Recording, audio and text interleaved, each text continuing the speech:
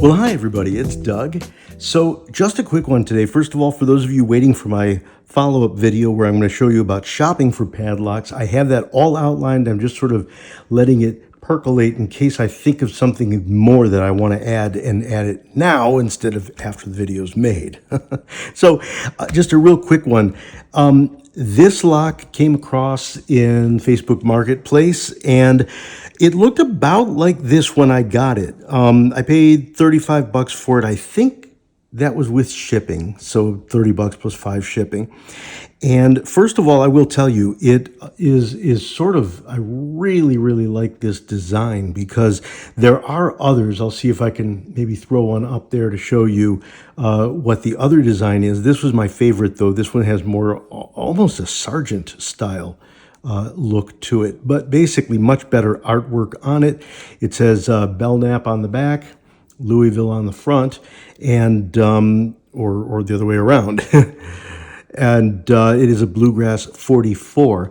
But when I got this, I thought I had just found a lock that was in really good condition. Instead, I found one that must have been really badly rusted, and they just took a buffer to it. Didn't do any damage because I ended up completely stripping it.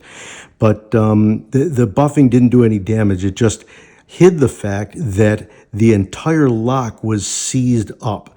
I even put a pick in here, and none of the pins were moving whatsoever. So it was completely rusted up.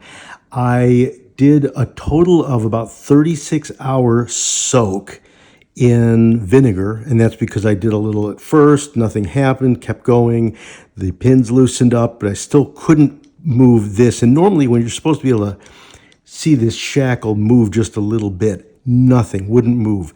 When I finally got it to a certain point, what I found was that rust had built up inside the iron, holding or binding the brass shackle in place. It was messy. So what I ended up doing was spending about, tempted to say about 2 hours picking at it and forcing it. I heated it up a little bit. I soaked it in oil, warm oil. And what I ended up basically doing was shimming it the way you do with these, but also running a pick and pulling back and forth, tiny little movements where I could get it to move a 1/16 of an inch back, forth. And I just kept doing that until I got it completely and finally got it apart. I had to soak it even more to get the remaining rust off, get the rust off the inside. I had to, well, you should be looking at a picture now, and you'll see how really gunky the brass cylinder was, and what a mess. I cleaned it all up. I soaked it. I oiled it.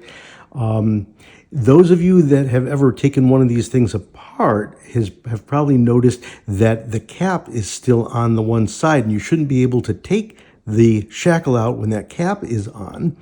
That cap is irreversibly seized. I don't know if I'll ever be able to get it off, but fortunately, the spring that goes across here had basically melted. It had rusted apart and isn't doing anything anymore. Can't get the cap off. I've tried, but I was able to get it back together. And the truth is that as long as I've got the key here, I don't really have to worry about that spring in there. It's not 100%, but it's 90%. So there it is, operative now, working for me the way I need it, and then take it apart. Good hold, doing its job. So there you go. This one's a beauty. I really love this design, especially compared to the older designs.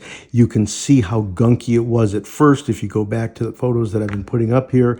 And finally, a nice, beautiful working padlock out of it. This one, again, about 130 years old if you really look back at its history. So a beauty of a lock and a great acquisition. Again, watch for my purchase video on how to go ahead and do some shopping and maybe some valuation. And meantime, thanks for watching. Any thoughts? Please mark them down here. Thumbs up if you can. Subscribe if you haven't already done so. Take care, everybody. Be well.